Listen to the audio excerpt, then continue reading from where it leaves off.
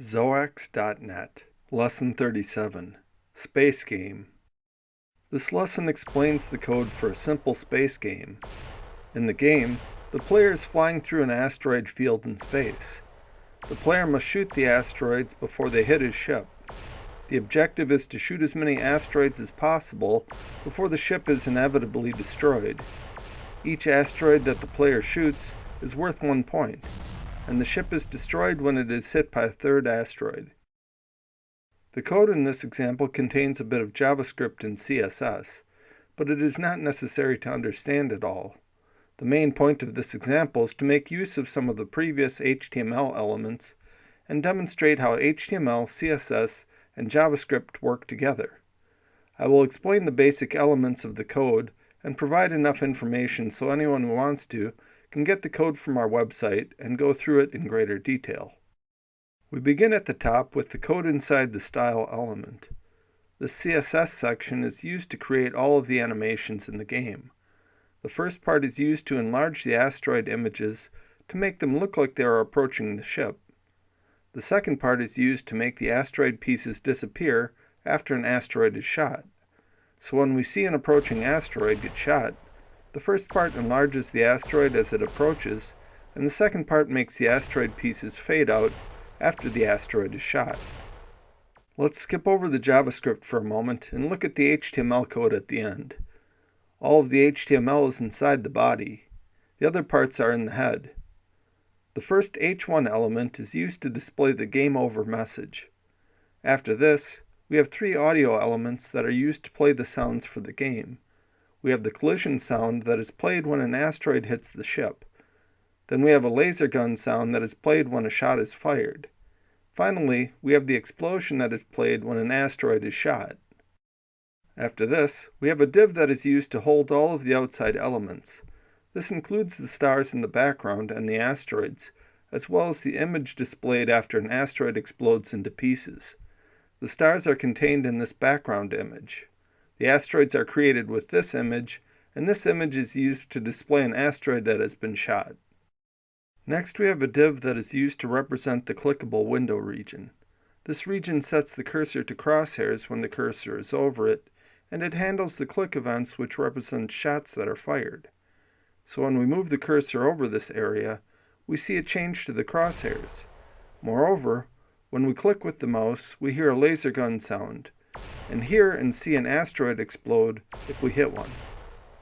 At the bottom, we have the image overlay for the window and the ship's console. This is the top image layer, and the score and damage counters are on top of it. The layering of the images and other content is accomplished through the z-index. Objects with a higher z-index appear on top of those with a lower z-index.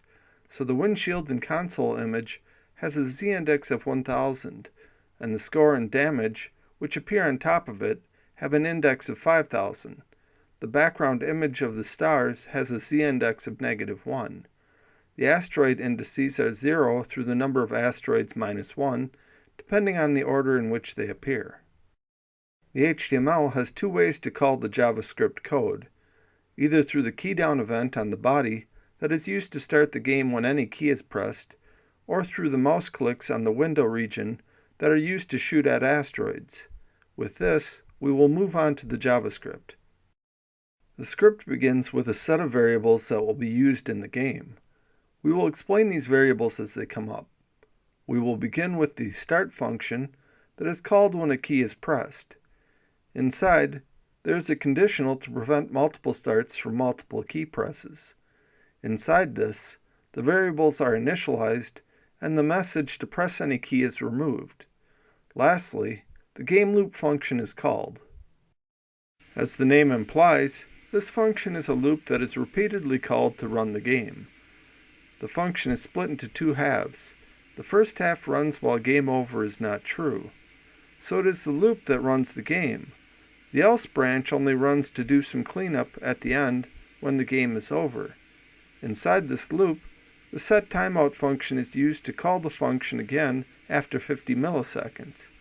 This creates the loop by calling itself again. Then we advance the frame counter for each asteroid.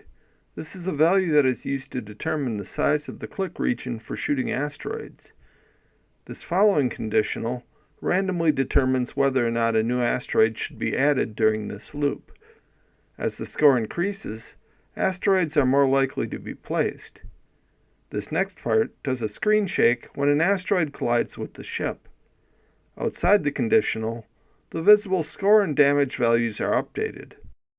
Below the game loop, we have a constructor function for the asteroids.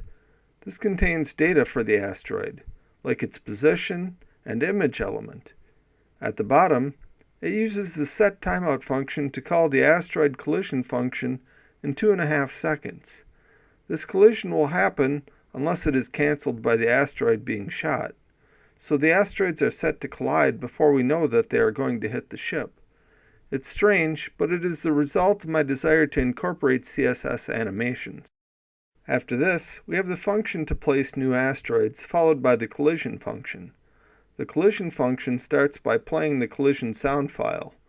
Then it reinitializes the screen shake that will run for 20 cycles of the game loop. It then increments the damage counter. Next, it removes the asteroid from the array and its image from the screen. Finally, it calls the resetZ function and checks whether the game is over or not. The next function is the resetZ function, which maintains the Z indices for the asteroids. This is called when asteroids are added or removed from the screen to make sure that the Z values are consistent. Otherwise, asteroids that are further away might appear on top of those that are closer. Below this, we have the function that is called when an asteroid gets shot. It removes the asteroid and adds a new explosion to the screen. More significantly, it cancels the collision event by calling clear timeout. The next function is called createExplosion.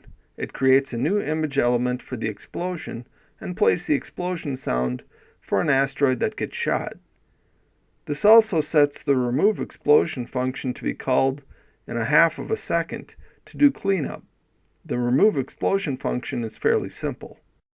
Lastly, we have the onClick function, which is responsible for the interactivity during the game. It processes mouse clicks on the windshield area that represent the ship's shots. It begins with a call to play the laser shot sound. The next large section is used to find the mouse click coordinates relative to the windshield, but it is probably overkill for this simple game. Finally, this last loop checks each asteroid to see whether it was hit by the shot, that is, whether its image lies within the mouse click.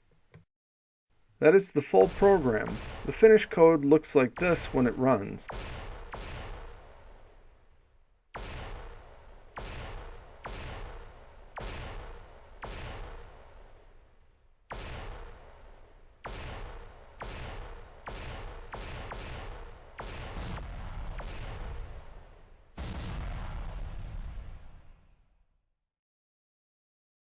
You can go to our lesson page and try it out there, or get the code for yourself.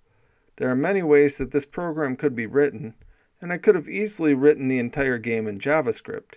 However, I deliberately chose to create it with a balance of HTML, CSS, and JavaScript to illustrate how they can all work together.